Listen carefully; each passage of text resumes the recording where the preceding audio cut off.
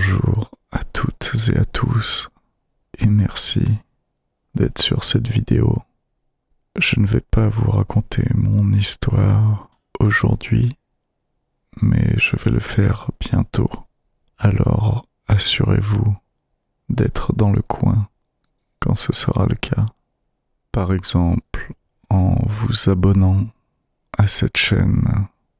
En attendant, je vais vous effectuer une lecture qui vous donnera peut-être un petit indice sur mon histoire. C'est parti. Robbie de Isaac Asimov. 98, 99, 100. Gloria retira son petit avant-bras potelé dont elle se servait pour cacher ses yeux et demeura un instant le nez froncé, en clignant des yeux dans la lumière du soleil, puis s'efforçant de regarder dans toutes les directions à la fois. Elle fit quelques pas prudents à l'écart de l'arbre contre lequel elle s'appuyait. Elle allongea le cou pour évaluer les ressources d'un bouquet de taillis sur la droite, puis recula encore un peu pour mieux voir ses recoins ombreux.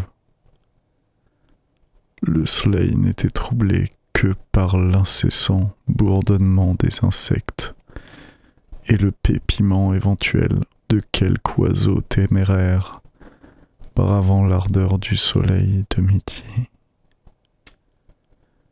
Gloria fit la moue. Je parie qu'il est entré dans la maison, et pourtant je lui ai répété 1 million de fois que ce n'était pas permis. Comprimant fortement ses lèvres minuscules et le front barré d'un pli sévère, elle se dirigea avec détermination vers le bâtiment à 2 étages, de l'autre côté de l'allée d'accès. Elle entendit trop tard le bruissement derrière elle et le ploc-ploc rythmique des pieds métalliques de Robbie. Elle virevolta sur place pour apercevoir son compagnon triomphant sortir de sa cachette et se diriger vers l'arbre maison à toute vitesse. « Attends, Robbie !» cria-t-elle dépitée. « Tu as triché, Robbie.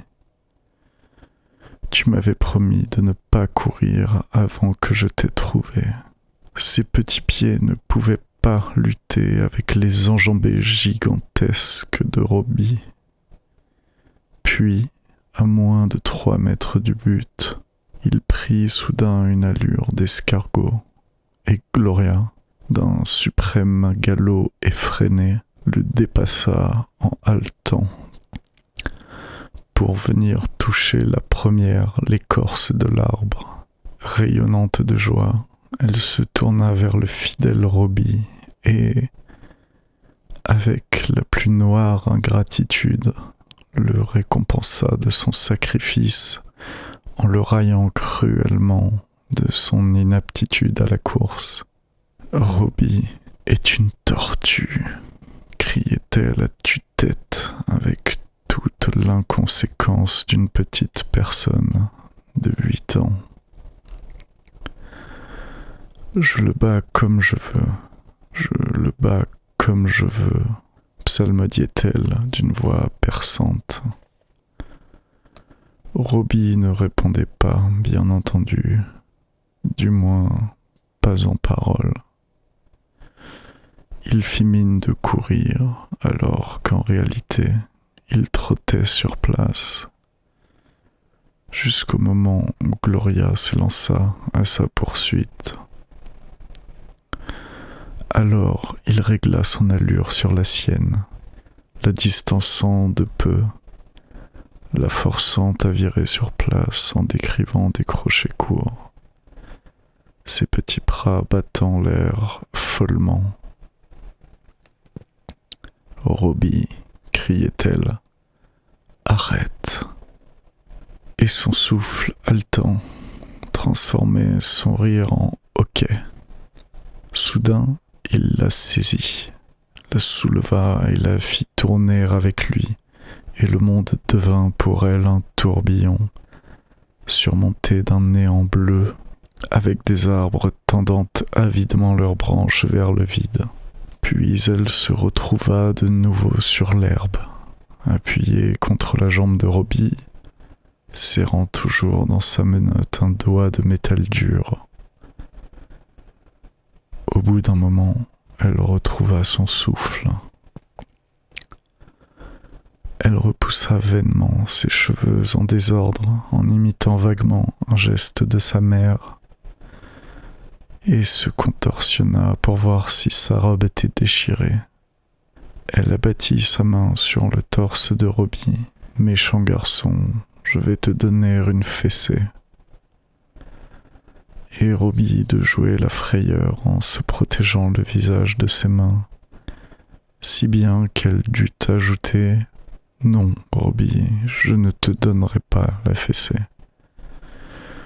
Mais à présent, c'est mon tour de me cacher, parce que tu as les jambes plus longues que les miennes et que tu avais promis de ne pas courir avant que je t'ai trouvé. » Robbie hocha la tête, qui était en réalité un petit parallélépipède aux angles arrondis, réuni à un second mais plus grand parallélépipède qui lui tenait lieu de torse, au moyen d'un cylindre court mais flexible, et alla s'appuyer docilement contre l'arbre. Une mince feuille de métal descendit sur ses prunelles brillantes, et de l'intérieur de son corps parvint un tic-tac bruyant et régulier. « Ne regarde pas, et ne saute pas de chiffres », l'avertit Gloria, en courant se cacher. Avec une régularité de métronome, s'effectua le décompte des secondes, et lorsque vint la 100e, les paupières se levèrent, et les yeux brillants de Robbie balayèrent le paysage. Ils s'arrêtèrent un instant sur un fragment de tissu coloré qui dépassait au-dessus d'un rocher. Il s'avança de quelques pas et se convainquit qu'il s'agissait bien de Gloria qui s'était accroupie derrière cet abri. Lentement, prenant bien soin de demeurer constamment entre Gloria et l'arbre, il s'approcha de la cachette et lorsque Gloria se trouva en pleine vue et dans l'impossibilité de prétendre qu'elle n'était pas découverte, il tendit un bras vers elle en claquant l'autre contre sa jambe pour la faire résonner. Gloria se redressa, la mine boudeuse. « Tu as regardé » s'exclama-t-elle avec une insigne mauvaise foi. « Et puis je suis fatiguée de jouer à cache-cache. Je veux que tu me portes. » Mais Robbie, offensé par cette accusation injuste, s'assit avec précaution et remua lourdement sa tête de droite à gauche. Gloria changea de ton aussitôt et se fit cajoleuse. « Allons, Robbie, je ne parlais pas sérieusement. Porte-moi. » Mais Robbie n'était pas robot à se laisser convaincre aussi aisément. Il regarda le ciel d'un air têtu et secoua la tête avec encore plus d'emphase. « Je t'en prie, Robbie, porte-moi. » Elle lui entoura le cou de ses bras roses et l'étreignit avec force. Puis, changeant d'humeur en un instant, elle s'écarta de lui. « Si tu ne veux pas, je vais pleurer. » Et son visage se crispa en une grimace lamentable. Mais Robbie au cœur dur ne se laissa pas émouvoir par cette affreuse éventualité et secoua la tête une 3e fois. Gloria jugea nécessaire de jouer sa carte maîtresse.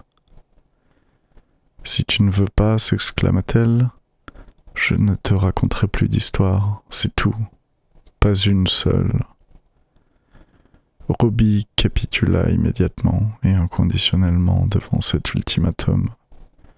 hochant la tête vigoureusement au point de faire résonner le métal de son cou. Merci d'avoir suivi cette lecture. Je vous dis à très bientôt et n'hésitez pas à écrire dans les commentaires si vous avez une idée de ce que sera mon histoire. À bientôt.